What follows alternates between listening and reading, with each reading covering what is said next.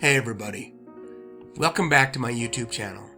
Sometimes the news hits you harder than you expect, and that's just what happened to me today as I read that yesterday, July 20th, 2025, we lost a true talent, a familiar face who was a part of so many of our childhoods and beyond, Malcolm-Jamal Warner. He passed away at the age of 54 in a tragic drowning accident while vacationing in Costa Rica. And honestly, it's just a gut punch. For many of us, especially those who grew up in the 80s and 90s, Malcolm-Jamal Warner was Theo Huxtable. And let's be real, Theo was awesome. He was the quintessential, sometimes exasperating, but always lovable son.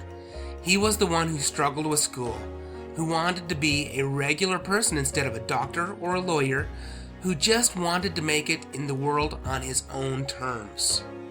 And that was the brilliance of Theo, and of Malcolm-Jamal Warner's portrayal. He wasn't some perfect, preachy kid. He was relatable. He was the kid who had big dreams, sometimes unrealistic ones, but you rooted for him nevertheless. You saw a piece of yourself, or your friends, or your siblings in Theo's journey. Warner brought such a natural charisma and a genuine warmth to that role.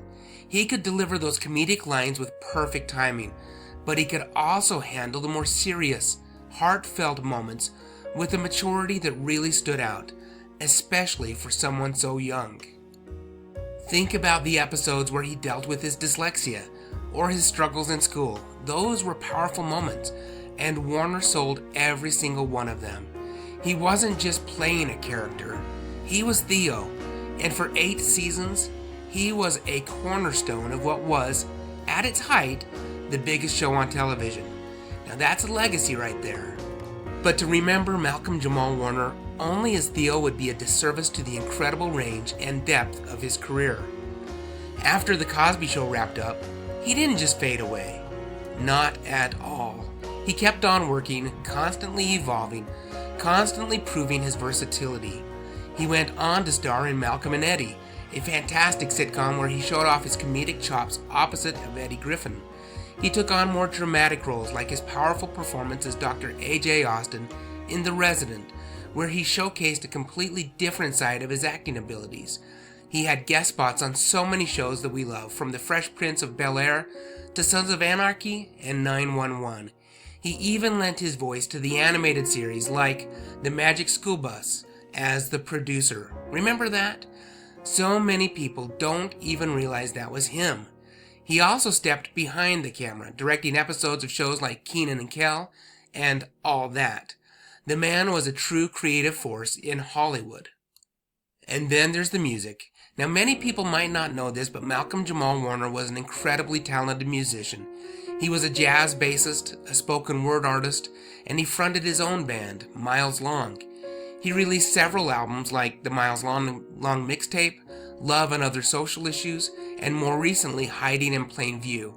And get this, in 2015, he actually won a Grammy Award for Best Traditional R&B Performance for his work on a cover of Stevie Wonder's Jesus Children with the Robert Glasper Experiment and Lala Hathaway.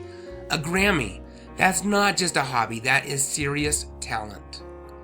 It's tough when someone who's been part of your life, even through a screen, leaves us too soon. Malcolm-Jamal Warner was more than just Theo Huxtable. He was a talented actor, a gifted musician, a director, and from all accounts, a genuinely kind and thoughtful person. He brought joy, laughter, and a sense of relatability to millions of homes around the world. His passing is a reminder to appreciate the artists who shape our cultural landscape, the ones who leave an incredible mark on our memories. Malcolm-Jamal Warner did just that. He built a remarkable career.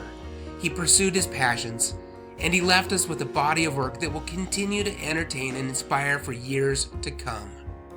So today, even though I'm heartbroken, I'm gonna try and remember Malcolm-Jamal Warner, not just for the kid with unironed shirts and the impossible dreams on television, but for the full, rich life he lived and the incredible contributions he made to the arts.